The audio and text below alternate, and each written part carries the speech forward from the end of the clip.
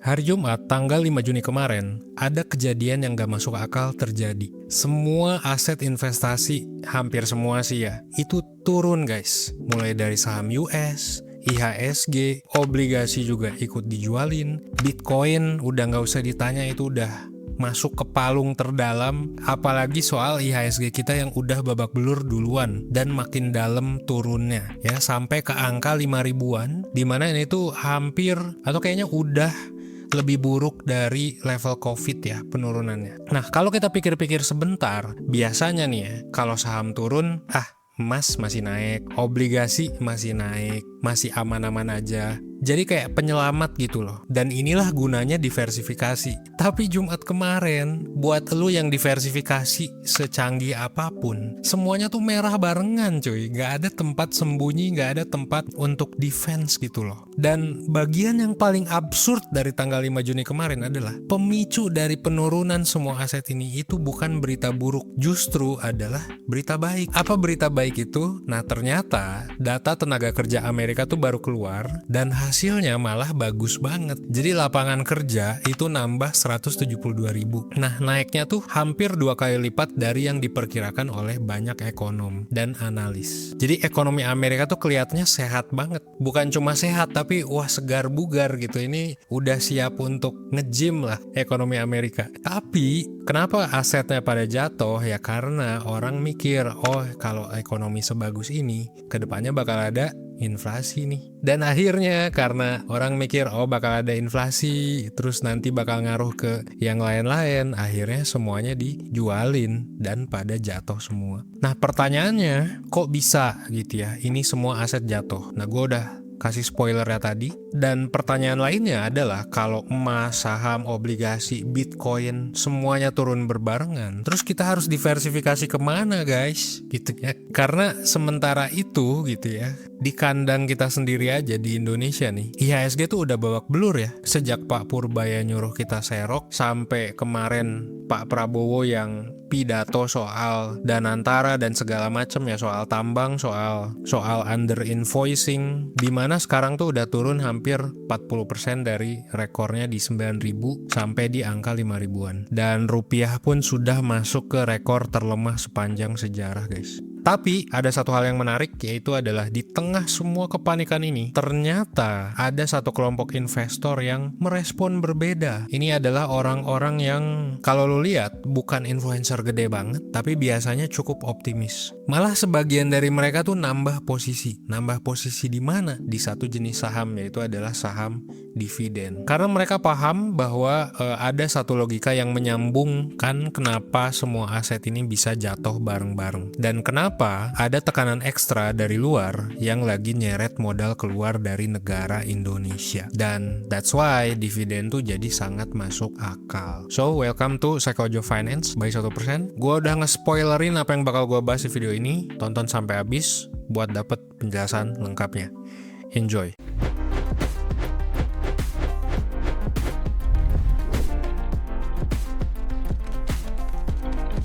Welcome to Psychology of Finance.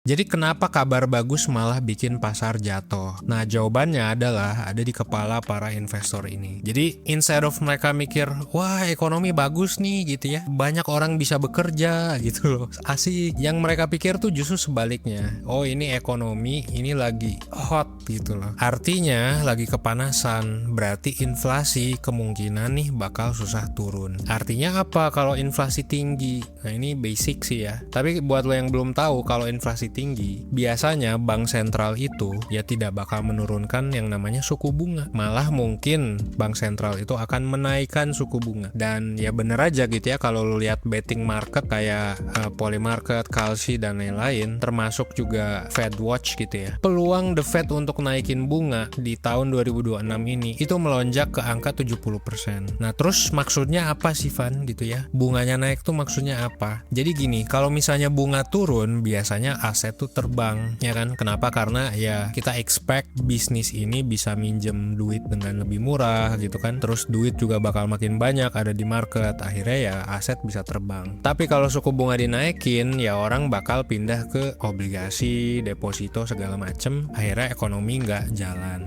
Jadi ya pasar saham juga nggak bakal senaik itu gitu loh. Sementara sekarang pasar saham udah naiknya tinggi banget nih di US gitu ya. Udah naik selama ya kalau nggak salah 9-12 minggu berturut-turut ya. Jadi kayak ya lucu aja sih gitu ya. Ketika ekonomi membaik ya orang malah menjual semuanya. Jadi lu tau lah basicnya tuh ya, ketika bunga naik hampir semua aset investasi tuh ya jadi kayak nggak terlalu menarik. Dan orang tuh jadi pada mikir ulang, ini kayaknya nggak bisa deh grow lagi gitu ya, dari segi harga maupun dari segi bisnis. Nah, gue bakal jelasin satu-satu tiap aset kenapa mereka tuh turun. Dari segi obligasi, nah obligasi itu kan sebenarnya biasanya naik turun yieldnya atau bunga atau kuponnya itu kan mengikuti suku bunga. Kalau misalnya suku bunga naik, berarti kan yieldnya naik gitu ya. Jadi yang lu beli 10.000 obligasi pemerintah, lu dapat kupon itu sekitar misal 6% gitu. Kalau dinaikin suku bunganya ya kuponnya harusnya naik nih, karena pasar mengexpect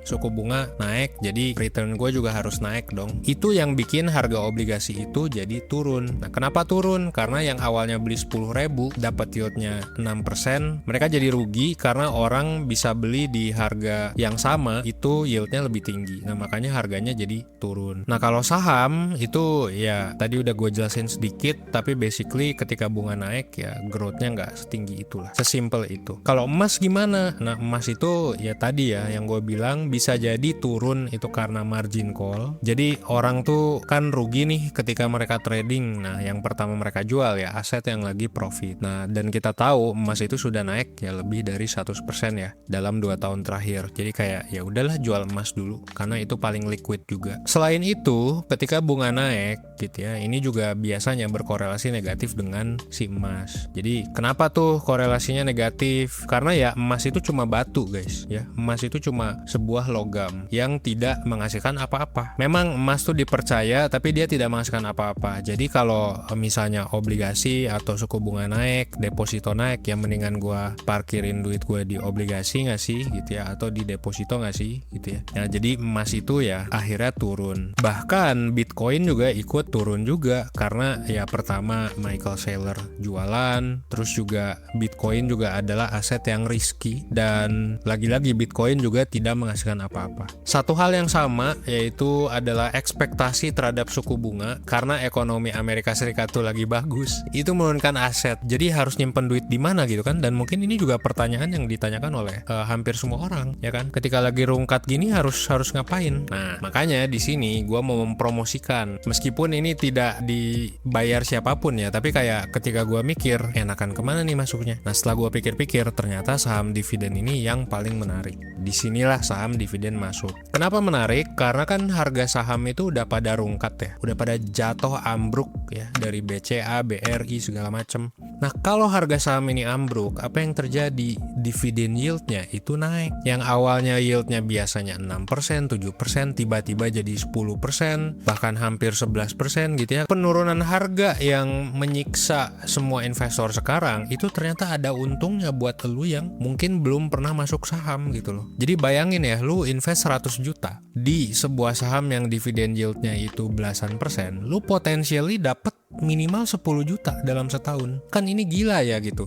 Return 10% belum lagi dari capital gain-nya. Ini jadi menarik banget gitu loh, ya kan? Jadi buat dividen hunter ini sekarang adalah ya zamannya dividen hunter. Dan ini bukan cuma opini gua gitu. Jadi kalau kita lihat based on research atau teori gitu ya. Jadi ada salah satu buku yang menganalisis data saham US ya, dari tahun 1800-an, lebih dari 130 tahun yang lalu. Dan buku ini menemukan bahwa ketika lu dapat dividen terus lu reinvestasi dividennya, ini tuh bakal nyumbang 97% dari return real saham jangka panjang lu. Apalagi pas lu belinya lagi di bawah-bawahnya kayak sekarang, ya kan, pas harganya lagi turun banget. Inilah saatnya, inilah nih yang kemungkinan bakal jadi kuda hitamnya, yaitu saham dividen. Dan kita juga lihat gitu ya, dari segi APBN kemarin ya beritanya kayaknya lumayan baik dari Pak Purbaya gitu. Ternyata defisit defisit kita nggak segede itu, ya kita bisa expect lah bahwa ekonomi Indonesia tuh ya sebenarnya memang potensialnya memburuk, tapi kayak nggak seburuk yang dipikirin orang lah. Nah, kenapa saham dividen ini jadi masuk akal? Nah, kita masuk ke chapter kedua. Nah, jadi ketika suku bunga tinggi, kenapa saham dividen itu yang menurut gua menang? Yang pertama adalah kalau misalnya nih di US itu inflasinya sticky gitu ya, sticky inflation, alias inflasinya tuh susah turun. Jadi harga-harga terus naik dan sekarang tuh udah ada di 3,8% yang sebenarnya tidak setinggi itu, tapi ini at least tertinggi lah sejak tahun 2023 alias 3 tahun lalu. Ini masih jauh nih dari target the Fed atau bank sentralnya US yang targetnya tuh ya 2% lah untuk inflasi. Nah, kalau inflasi ini kagak bisa turun, malah naik terus, the economy is going hot basically ya. The Fed itu tidak akan bisa menurunkan bunga. Bukan nggak bisa sih, lebih ke ngapain gua nurunin bunga gitu, orang ekonomi lagi bagus, ya kan? Karena kalau nurunin bunga kan ekonomi bakal makin bagus lagi, tapi nanti ya inflasinya tinggi banget, ya kan? Jadi per awal Juni sekarang semua orang ya basically market ya itu memprediksi suku bunga tuh entah bakal ketahan ya kan di suku bunga yang sekarang yang sebenarnya udah relatif tinggi atau dinaikin gitu, bukan diturunkan. Ya ini yang menarik nih.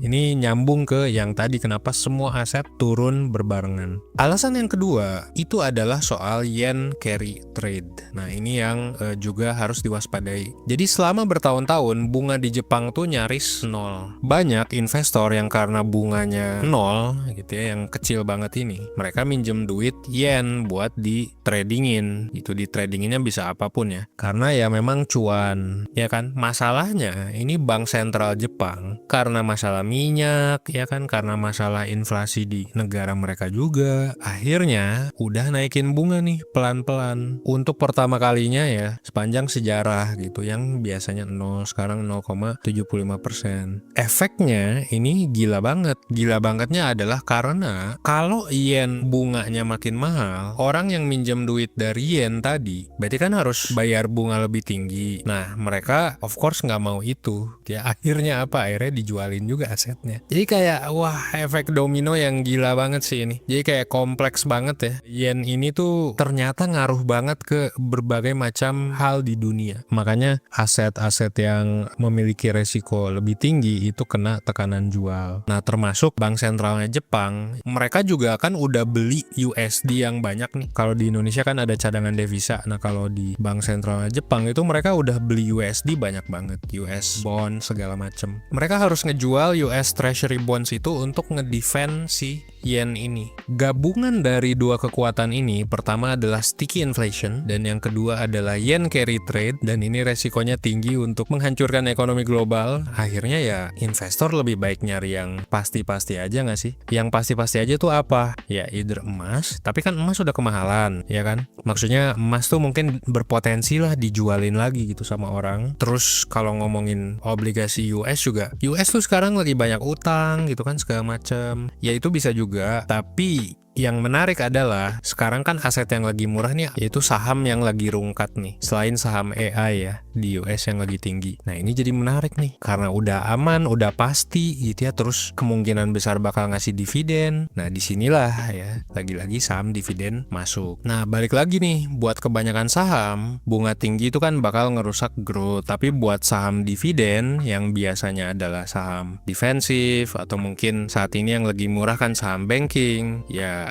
bunga tinggi sebetulnya business as usual aja. Apalagi untuk saham-saham yang sangat simpel ya, misal saham defensif jualan listrik gitu. Ya mereka mau suku bunga naik, mau turun ya tetap jualan listrik, tetap bagi-bagi dividen. Jadi kalau kita bandingin dua perusahaan ya, anggap ada perusahaan A, yaitu misalnya saham konglo atau startup yang lagi bakar duit, belum untung, tapi janji mereka 5 tahun lagi bakal untung. Mereka berhutang, mereka ekspansi segala macam gitu ya. Nah, ketika harga utangnya jadi lebih mahal segala macam ya mereka jadi rungkat. Ya kita juga tahu saham growth, startup atau saham konglo itu sangat dependent pada ya revenue baru dari customernya. Nah kalau customernya pada nggak belanja, naruh duitnya di obligasi, ya sahamnya bakal diekspektasikan lah untuk rungkat. Nah sementara ada perusahaan B nih, jualan listrik atau mungkin pabrik consumer goods ya, misalnya jualan susu, jualan mie gitu kan, atau bank gitu ya minjemin duit segala macem gitu. Itu mah kayak ya udah bisnis as usual aja. Kemarin juga labanya tumbuh kan, maksudnya ya banyak lah dari saham banking kita kan yang labanya masih tumbuh lumayan. Terus juga disupport oleh pemerintah gitu kan, misal BBRI mendanai Kopdes segala macem gitu. Jadi bisnis as usual aja dan bakal tetap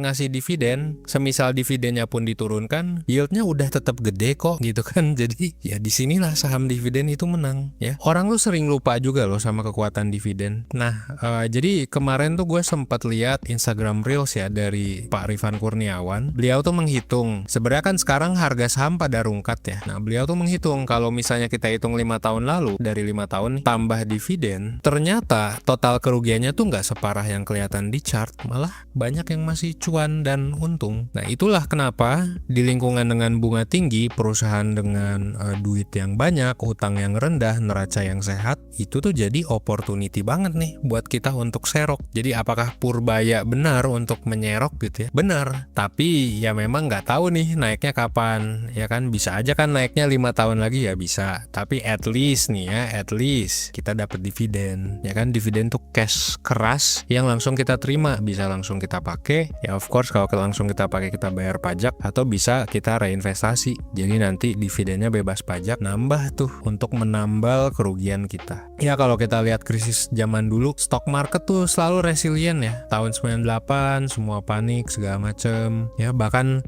bank swasta kita nih salah satu yang terbesar itu kena bank crash ya. Jadi orang pada narikin duit segala macem. Tapi sekarang jadi salah satu bank terbesar. Tetap gitu ya, ditolong pemerintah, direstrukturisasi sampai bangkit. Di pandemi juga sama, tahun 2020 orang mikir kayak aduh gue sebulan 2 bulan lagi bakal meninggoy nih gitu ya. Jadi orang pada narikin duit segala macem, ngejual aset investasi, ternyata rebound lagi gitu. Dan saat ini actually ya tidak terjadi apa-apa di Indonesia kecuali ya perang Iran dan pelemahan rupiah. Itu pun karena orang pada jualan aja sih dari negara-negara kayak Indonesia. Well, menurut gue jadi lumayan optimis ya dengan si saham dividen ini. Jadi menarik ya. Secara valuasi kelihatan murah, secara laba juga masih growth. Why not? Nah, tapi kita perlu bedain yang murah sama yang murahan. Dari semua angka tadi yang gue tunjukin, itu tuh gue dapet angkanya tuh dari investing.com. Itu lo bisa daftar gratis. Tapi gue specifically gue pakai Investing Pro ya. Jadi gue bayar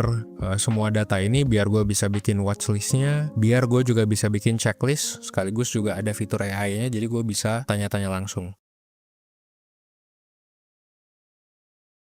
Nah, apa yang membedakan nih saham dividen yang bagus ya sama saham dividen yang cuma jebakan doang? Nah, yang pertama lu bisa lihat dari payout ratio-nya. Nah, ini lu bisa cek ya di investing.com. Ideally sebenarnya di sekitaran 80% atau di bawah 80%. Biar apa? Biar nggak tiba-tiba diturunin dan biar nggak rapuh juga sih dividennya. Yang kedua, lu bisa lihat adalah track record-nya. Ini bisa lu lihat juga di investing.com. Misal minimal 5 tahun lah atau bahkan udah puluhan tahun ngasih dividen dan nambah terus nih dividennya tanpa putus. Nah itu bagus tuh, green flag tuh perusahaannya. Jadi perusahaan yang bahkan ketika melewati COVID aja masih bagi dividen nih gitu. Nah ini udah bukan janji-janji doang tapi udah ngasih bukti gitu ya, nggak omon-omon. Yang ketiga ya perhatikan dividen yield-nya ya lagi-lagi. Yang keempat selain dividen yield itu adalah valuasinya lagi memang murah secara wajar dari keuangan sehat. Terus yang kelima perhatikan juga sektor. Nah sektornya tuh maksudnya gimana? Jadi ini perusahaan ngasih dividen banyak itu karena misal harga batu bara lagi naik doang kah? Atau karena misalnya harga minyak lagi naik? Atau karena rupiah melemah jadi revenue-nya lebih tinggi? Nah itu mungkin bisa dihindari dulu tuh. Karena kan kita nggak tahu ya, misal terjadi resesi global,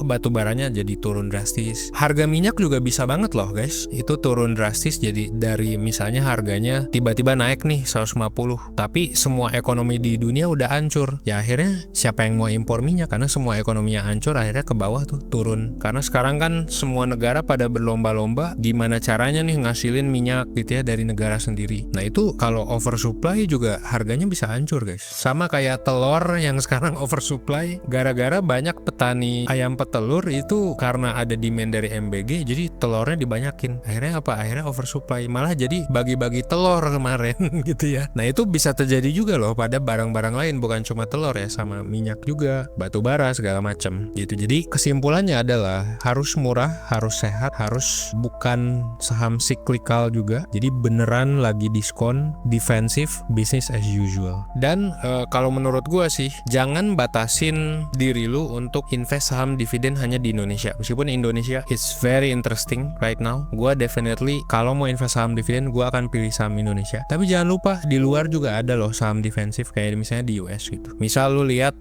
saham AI lagi naik, bottlenecknya apa? Listrik. Lu beli saham listrik aja karena listrik bakal tetap dipakai kan sama orang, ya kan? Atau yang berkaitan sama energi lah, dan energinya tuh misal ngaruhnya ke data center gitu. Kan itu lu ikut trade AI tapi lu nggak masang resiko sebegitunya karena lu pasangnya di sektor energinya atau di listriknya gitu. Termasuk juga saham-saham kayak Coca-Cola gitu yang udah naikin dividennya selama puluhan tahun, udah 64 tahun berturut-turut dividennya selalu dinaikin sesuai dengan harganya gitu. Yieldnya sih di sekitaran 3% ya 2-3%, tapi konsistensinya itu loh yang mahal ya, bukan cuma omon-omon doang. Dan lagi-lagi kalau kita lihat ke berbagai macam aset, Bitcoin oke juga, tapi dia kan nggak menghasilkan yield ya guys. Tadi gua udah bilang emas oke juga, tapi dia kan relatif mahal, dia bisa turun lagi. Kalau kena margin call orang bakal sell gold. US bonds juga bisa gitu ya, dia ngasih yield juga, tapi kayaknya saham dividen sih yang paling juara gitu. Nah untuk ngumpulin semua angka ini lu bisa pakai Investing Pro dari investing.com. Jadi investing.com ini enak banget, apalagi yang versi Pro-nya ya, lengkap banget dari saham Amerika sampai saham Indonesia. Jadi exposure lu tuh bukan cuma ke lokal tapi ke global. Dan semua sinyal checklist tadi lu bisa bikin watchlist, bahkan lu bisa ngikutin trade-nya Warren Buffett atau orang-orang terkenal lainnya, itu tuh udah disediain di Investing Pro. Terus lu bisa tanya-tanya juga soal misal saham ini, ini yieldnya 13% tapi ada red flag nggak? Nah itu lu bisa tanyain tuh ke salah satu fitur Investing Pro gitu ya. Jadi ada financial health-nya, ini oke nggak, undervalued atau overvalued, payout ratio-nya gimana, terus ngasih dividennya tuh kayak gimana. Bahkan nanti ada juga rangkuman berita-beritanya. Jadi ini enak banget sih buat gua. Biasanya gua bukanya kadang di HP, kadang di iPad, atau kadang seringkali sih di komputer sih kalau gua. Cuma ada beberapa temen gua yang suka bukanya tuh dari HP karena memang bagus banget sih. Dan ini juga bisa ngebantu lu untuk mantengin kayak ya tadi ya, yen carry trade kan berkaitan dengan data obligasi. Terus juga meeting-meeting penting, tanggal-tanggalnya juga bisa lu lihat, data-data penting. Jadi ini udah tersedia di dashboardnya. Tinggal lu klik-klik aja. Lu yang fokus ke kripto itu ada beritanya, fokus ke gold juga ada beritanya, bond market juga ada. Jadi ini enak buat lu investor yang pengen memperhatikan makro, bisa di set juga notifikasinya di HP. Jadi kalau ada berita tertentu atau ada tesis tertentu tentang investasi, lu bisa langsung dapet tuh si beritanya ya. Bahkan gua dapet ide skrip ini aja itu dari investing.com, dari gua ngeset berita mereka yang cuma bisa dibaca oleh subscriber Investing Pro. Nah yang perlu lu perhatiin banget itu adalah tanggal 16 Juni. Nah kenapa hari ini spesial? Karena ada dua bank sentral yang paling ngaruh di dunia itu bakal ngomong soal keputusan suku bunganya. Nah ini yang bakal nentuin nasib yen carry trade. Dan di hari yang sama The Fed juga mulai rapat, dan kebetulan rapatnya ini bakal dipimpin oleh si Kevin Warsh ya, yang kita nggak tahu dia mau ngebawa si ekonomi US dan ekonomi dunia ini kemana. Dan bumbu-bumbunya ya seperti biasa ada gosip-gosip, ada kong kali kong yang seru. Ketua The Fed baru ini si Kevin Warsh ini adalah orang yang katanya dipasang oleh Trump dengan harapan menurunkan suku bunga. Dan Trump, kita juga tahu Trump itu sangat bullish atau sangat pede lah dengan saham-saham AI-nya. Dan Trump juga sudah melakukan yang namanya insider trading ribuan kali melakukan insider trading sampai telat report, didendanya cuma $200 si Trump ini. Jadi ya karena stock market ini sangat penting untuk Trump, ketika stock marketnya turun kan nanti bakal parah lah ekonomi dunia. Gue yakin banget, sama perang juga bakal parah, mungkin akan ada kerusuhan. I don't know what will happen. Bahkan ada salah satu koruptor juga yang mengatakan mengatakan bahwa Juni, Juli gitu siap-siap katanya Pak Prabowo terhadap kerusuhan yang terjadi ya di domestik maupun di global. Jadi ini udah crazy moment. Taruhlah ini ya 16 Juni di watchlist lu. Data-datanya harus dipantengin terus lagi-lagi. Jadi lu harus tahu ini outlooknya kemana, berapa persen ini ke stagflasi, berapa persen ini ke resesi, berapa persen juga ini jadi soft landing. Kalau lu nggak tahu tentang istilah tadi, lu bisa mulai belajar. Pada akhirnya yang bisa kita semua pegang itu adalah data-data ya. Dan pada akhirnya ya market lah yang akan nge-price in semua konflik, semua krisis yang sedang terjadi sekarang. Kita sebagai investor itu hanya bisa riding the wave, menentukan outlook mana yang paling cocok sama kita dan berpikir kritis biar gimana caranya duit kita nggak hilang tapi malah nambah. Terus gimana Van ngatur portofolio segala macam? Nah ini video udah panjang banget. Kalau misalnya lu pengen tahu soal gimana cara ngatur portofolio, lagi-lagi ini pembahasannya lebih dalam. Kita bakal ngadain webinar gratis karena sekarang lagi masa krisis gitu ya. Judulnya adalah investasi di masa krisis, cara atur portofolio rupiah, USD, emas dan saham. So ya buat lo yang tertarik lo bisa join. Link pendaftarannya di deskripsi, gratis, kursinya terbatas. Dan buat yang datang juga nanti kita bakal bagi-bagi diskon atau mungkin kita bakal bagi-bagi juga subscription Investing Pro buat lo yang tertarik untuk pakai investing.com. So, sampai jumpa di webinar nanti. Semoga portofolio kita di hari-hari ke depan itu bakal jadi hijau ya. Amin guys. Thanks for watching. Gue Evan 100%. Well, thanks.